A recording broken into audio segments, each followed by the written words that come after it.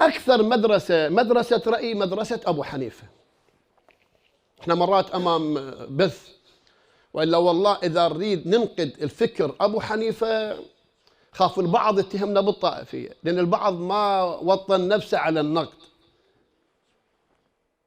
مدرسة أبو حنيفة هي امتداد لفكر أبي بكر وعمر. يعني شلون؟ أبو بكر وعمر أول ما وصلوا للخلافة رفعوا يا شعار حسبنا كتاب الله. يعني شنو؟ يعني لغوا الموروث الحديث كله، القرآن وما يفهمه الخليفة. لذلك عمر بن الخطاب بقضية رأي هواي أمور حللها وهي حرام، وهواي أمور حرمها وهي. سمامك متعتان على زمن رسول الله حلالا وأنا أحرمهما. هو يعترف بأنهما في زمن شمن. أقول لك ليش هو المتعة، زواج المتعة ومتعة الحج هن قضايا روائية وقرآنية. وما استمتعتم به منهن، هاي في سورة النساء على ما تخطر آية 25. ناس كان معمول به بزمن النبي، معمول به بزمن أبو بكر، نصف خلافته معمول به، صفن قال حرموه خلاص. ليش؟ استخدم العقل مقابل شنو؟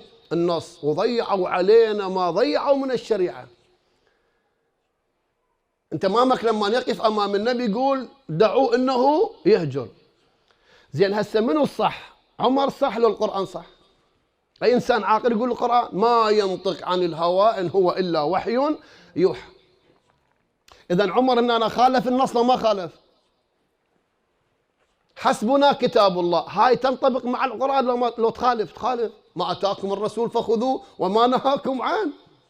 زين علماء السنة وعلماء الشيعة يقولون إذا واحد معتقداته اللي يعتقد بها تخالف القرآن وتخالف الحديث الصحيح، شو يسمونه؟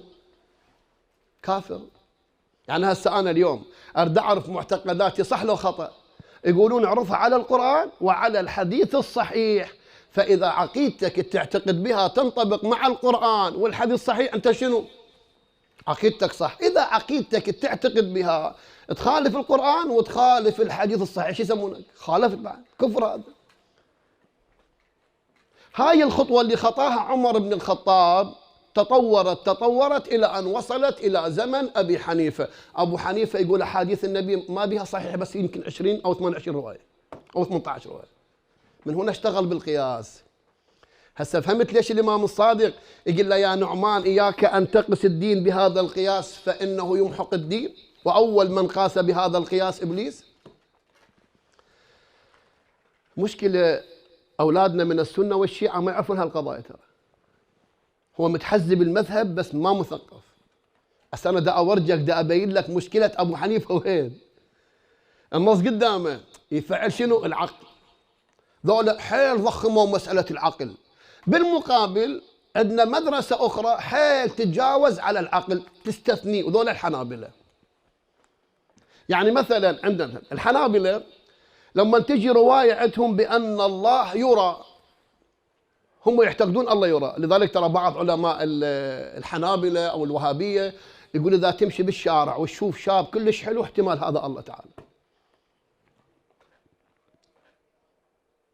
ليش؟ يقول لك مو الله يرى يابا، مو هذا ما ينسجم مع العقل. يقول أنا ما شغله بالعقل، الرواية وردت أنا حال مكتف أمام النص. ما يصير. النص كن هم إلى مساحة، ينطبق مع القرآن لو لا، ينطبق مع المقاسات العقلية لو لا. إذا تجيني رواية تقول 1 زائد 1 4، أصدقها؟ ما أصدقها. مثلا تجي رواية بأن الله ينزل كل ليلة الجمعة. طبعا هاي عند الحنابلة حيل مصدقين بها، إن الله كل ليلة الجمعة ينزل على حمار ويصير على سطوح المنازل وينادي هل من سائل فنعطيه. لذلك أنا قريت في بعض الكتب يقول أهل هاي العقيدة المعتقدين بها من الحنابلة وغيرهم إنه ما دام الله كل ليلة الجمعة ينزل على حمار وعلى بأشراف على محاذاة سطوح المنازل، يقول قبل لا ينام كون يخلي له باقة مال جت مال علف على السطح على مود الحمار مال الله شنو إذا جوعان. ترى هي هاي مال لطم، هذا تجسيم. الله النبي صعد بالبراق والله صعد على مطي. شنو العقلية هاي؟ البعض يقول شيخنا مطي، هو المطي مو حمار لو لا؟ تدرون الحمار نذكر بالقرآن 5 مرات لو لا؟ شيخنا ما يصير يابا هو هسه بنقول مثلا دونك، اترجمها الانجليزي متعذر، بنترجمها لغتنا. هو الحمار شنو؟ مرات واحد يتحدث بلغة قومه، هسه بنقول لك حمار باللغة الدارجة شنو؟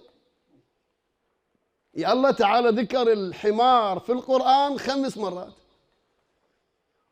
جماعة زعلوا شلون تقول الكاظمي مطي يغدي فدوة للمطي؟ يا والله هذا خائن. هذا لو عندنا أمة غير وحكومة،